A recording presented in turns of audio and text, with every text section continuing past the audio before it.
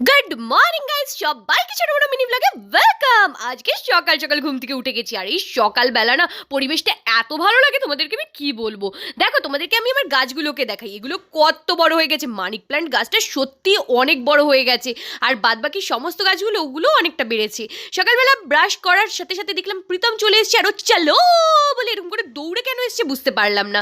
আমি তো একদম ফ্রেশ হয়ে গেছি, আর এখন আমাকে বানাতে হবে ব্রেকফাস্ট। খুব খিদে পেয়েছে, খিদে তো পেয়ে গেছে, কিন্তু আজকে বানাবোটা কি এটাই আমি ভাবছিলাম। আমার কাছে কিন্তু অনেক কিছু অপশন ছিল, আর ড্রাই ফ্রুটসটা দেখে আগে ভাবলাম কি একটুখানি ড্রাই ফ্রুটস খেয়ে নিই, আর তারপরে ভাবলাম যে হ্যাঁ প্রীতম ছাপড়িটাও এসছে, ওকেও একটুখানি ড্রাই ফ্রুটস খাইয়ে দিই।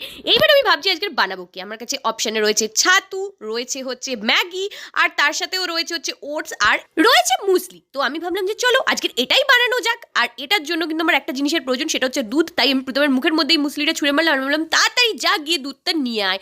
আর এখানে আমি ততক্ষণে আমার কাজগুলো কমপ্লিট করে নিই। সবার প্রথমে বিছানাটা গুটিয়ে নিলাম, আর তারপরে ঘর ঝাড়ু দেওয়া। বাপরে, এই ঘর ঝাড়ু দিতে আমার একটুও ভালো লাগে না। আর এই ফার্স্ট ফ্লোরে থাকার এটাই একটা সমস্যা, এত ধুলো হয় তোমাদেরকে কি বলবো। প্রীতম চলে গেছে ওইদিকে দুধ আনতে, আর আমি না আমার ঘরের সমস্ত কাজগুলো সেরে ফেলছি। আর এখানে ওর যাওয়ার একটু ইচ্ছা নেই, বলছে আমি এই মাত্র এলাম আর এখনই কেন যাবো। তারপরে ও নিয়ে নিয়েছে দুধ, আর এবার ও আমার বাড়িতে চলে এসেছে ফাইনালি। আর তখন সবে মাত্র আমি ঘর মুছছি, আর দেখো ও এসে দুধের প্যাকেটটা আমার মুখের মধ্যে ঠেসে ধরেছে, আর সাথে সাথে যেইখানটা মুছেছি ঘরে সেই জায়গাটা পাড়িয়ে দিয়েছে। কিরকম মাথা গরম হয় তোমরাই বলো।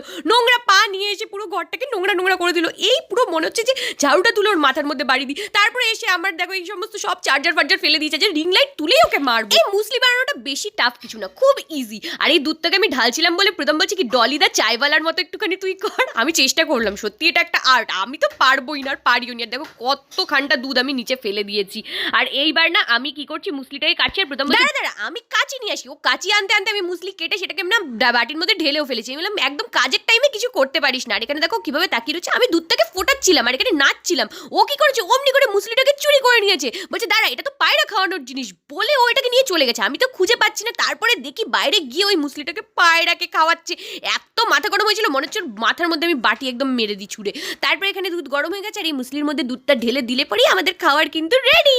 আমি মুসলি বানাচ্ছি, আর এখানে প্রীতম বলছে আমি মুসলি খেলে পরে আমার পায়রাও মুসলি খাবে। আর দেখো চিনি ওর মধ্যে দেবেই। আমি ওকে কে বলেছে, ওকে ওকে তো আমি ব্রেকফাস্ট দেবো একবারও বলিনি, শুধু দুধের প্যাকেট টানতে বলেছিলাম। আর এখানে চিনির কৌটো নিয়ে আমার পেছন পেছন ঘুরছে। এর মধ্যে কিছুটা ড্রাই ফ্রুটস দিয়ে দিয়েছি, আর এটা না এতটা হেভি খেতে, তোমাদেরকে আমি কি বলবো, ভীষণই টেস্টি আর ভীষণই হেলদি। আমার তো ভীষণ ভালো লেগেছে। আর প্রীতম বলছে আমি খাবোই না, আমি ড্রাই ফ্রুটস খাবো। খা তুই, খেতে হবে না। তারপরে আমি না একটু ডাকলাম, বললাম একটু টেস্ট করে যা। আর এক চামচ দিতেই তারপরে দেখো কিভাবে তাকিয়ে রয়েছে। যাই হোক গাইস, আজকের মিনি ব্লগটা কেমন লাগলো কমেন্টসে জানিও। দেখা হচ্ছে কাল রাত 9টা।